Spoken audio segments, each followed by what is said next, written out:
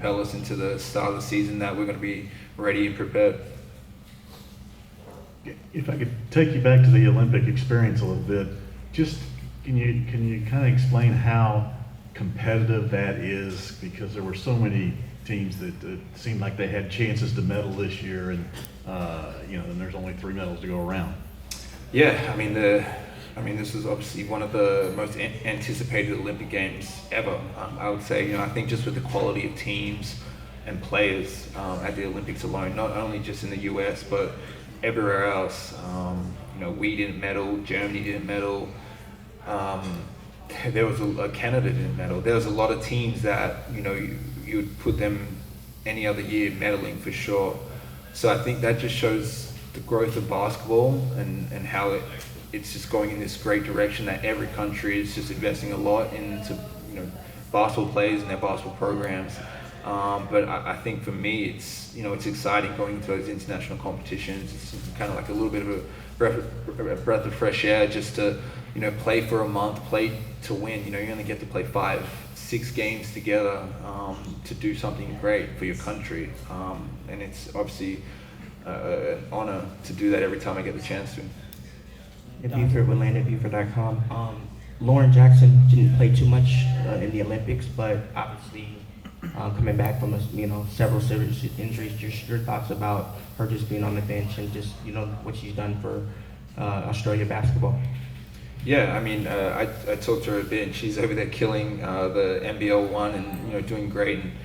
And I think what she's done for women's basketball in Australia has just been amazing. She's the icon of it, and I think just to even go to 5 Olympic Games, that's incredible for anybody. And I think she would play, even though she didn't play much on that team, she played an incredible part in getting them that bronze medal. They were struggling a lot through the tournament. They lost their first game to Nigeria, and I think without her leadership and talking to the coaches and their staff that I knew, they needed her on that team. So I think that goes a long way in showing that it's not just about the 5 on the court, but also the support that you have on the bench too.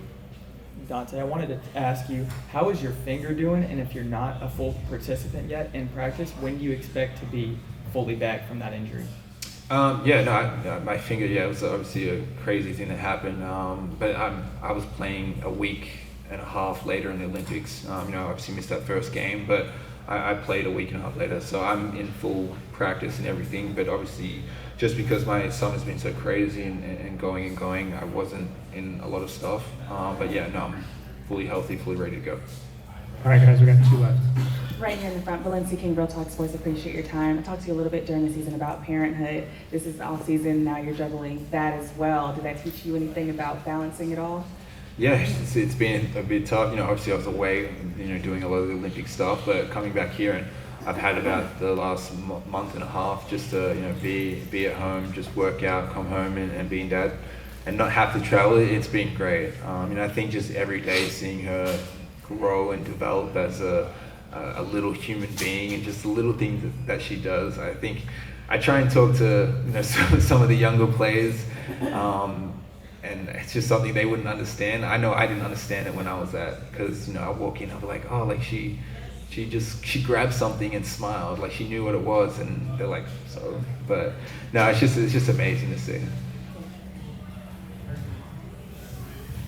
Dante, you had such a strong start to last season, and then it was around January where you just earned this starting berth, and you started having the plantar issue. I wondered how much reflecting you did after that. It took you a while to get back to the lineup, and then by then, your opportunities weren't all that plentiful, and I wonder if you ever got back to that pre-January. By the time you came back, were you able to get back to that? Yeah, no, I think, obviously I was playing really well, and I mean, you can look at it and say that, the stats and everything, I was playing amazing, but, getting back into the lineup and fighting, it was hard, but I think for the minutes that I was given and the opportunities that I was given, I was doing it the most and everything that I could have. So yeah, the stats weren't the same, but if you look at it as a basketball mind and someone watching the game, I felt like contributing just as much. Awesome. Thanks, Dante. Appreciate it. I think you said PJ was that? Not PJ. Wait, what's his name? The other Gafford. guy. Gafford. I can't think of his name. He's out that way. Mhm.